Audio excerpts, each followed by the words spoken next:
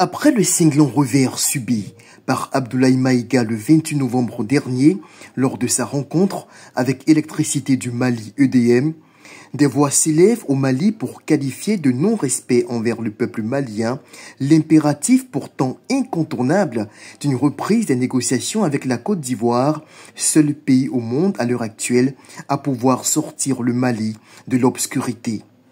À l'origine de cette contestation relayée dans la presse ivoirienne, le collectif 5 ans ou plus, dont la dénomination suffit à elle seule à mettre à nu l'état d'esprit formalisé de ce groupuscule qui, à la vérité, n'existe que pour flatter les égos des putschistes russes africains auprès de qui ils sucent le peu de gouttelettes restant des mamelles de l'économie malienne en souffrance.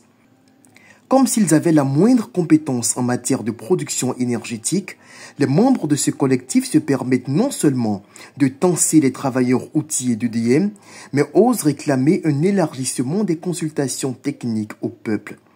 Justifier son gagne-pain par la propagande, c'est un métier pas facile. C'est même loin d'être une sinécure. Faire du bruit pour ne rien dire, sinon qu'exhiber son complexe de frustration. Et c'est justement ce que fait ce collectif.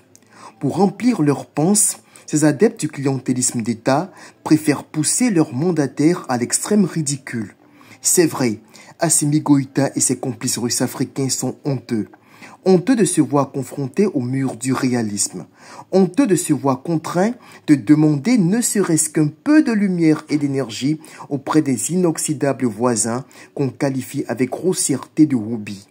Honteux, eux, les serviles, aux ordres de Poutine, d'avoir à courber les chines devant ceux dont ils prétendent que le pays appartient à la France. Et oui, il faudra bien aux souverainistes, même en se mordant la langue, de supplier l'électricité de la Côte d'Ivoire, que dis-je, de la France.